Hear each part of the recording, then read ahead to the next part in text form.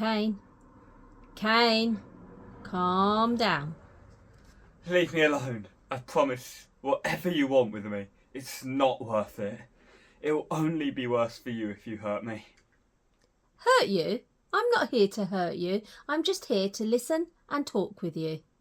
What's there to talk about? I committed the worst sin ever. I'm a horrible person. Why don't you tell me more about this thing that you say you've committed?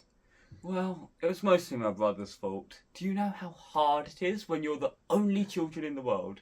You only have your brother as company, and it's worse when he's the golden child. God's favourite, Mum and Dad's favourite, and a terrible player of hide and seek too. Just never as good as him.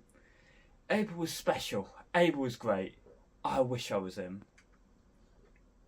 Why don't you slow down and tell me from the beginning what happened? Well, you see, my brother and I, we had this monthly routine. Once a month, we'd go up to God and give offerings from our work. I'm a farmer and he's a shepherd. The golden boy always seemed to come out on top though, no matter what. And why do you think that was? Obviously it's because he's God's favourite and such a suck-up too. He'd always give the fattest of his livestock to God. Don't get me wrong, I wouldn't give God rotten stuff, I'd give him good stuff too. But I'd save the very best for Mum and Dad. Mum loved the grapes and she would smile when I gave her the best ones. And Dad loved apples, even though they were a bit triggering. And don't you think that God preferred Abel's offerings because he gave his best to God? I suppose that makes sense. Still, it wouldn't hurt for God to appreciate my offerings too. I think that God should have appreciated what little effort I made. I could have given him nothing.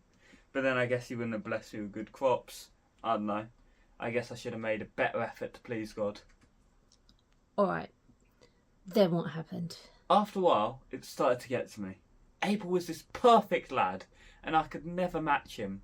My brother was always better than me. I saw all my failings mirrored in his successes. My heart swirled with jealousy. I was so envious that he was so blessed that it swiftly turned to rage. I saw red, and so I brought him with me onto the field on the pretense that I was going to show him a new fruit I'd whipped up, and then I killed him. You killed your brother? Isn't that a bit extreme? Now, I completely agree, but in the moment it was just a relief to get all that rage out of me. Abel, he was just willing to follow me and eager to spend time with his older brother. I bet that didn't go down very well. Well, God asked me where my brother was, and I felt guilty and ashamed, so I said I didn't know. Wait, you have direct conversations with God? Yeah, it's not a prayer thing, it's conversations. God speaks and I answer, or I ask God something and he answers me in his own voice. Not so much these days though. I wrecked my relationship with God and he rarely speaks to me anymore. I messed up big time. So, what did God say? God asked me about Abel, and at first I was scared, so I pretended not to know anything. I said something stupid like, I'm not my brother's keeper. But then God said he knew what I did, and that's when reality slapped me in the face. I'd killed my brother. No more friendship, no more competition, no more fun, all because I was jealous of him. And I guess because I wanted to be him. That's quite a realisation. So, what did God say then? God was very angry with me and wanted to make me understand that what I had done was so wrong. He made my work, which I love, impossible. Every time I try to grow anything, it fails. And he made me restless. To be honest, this is the longest I have been in the same place for a certain amount of time.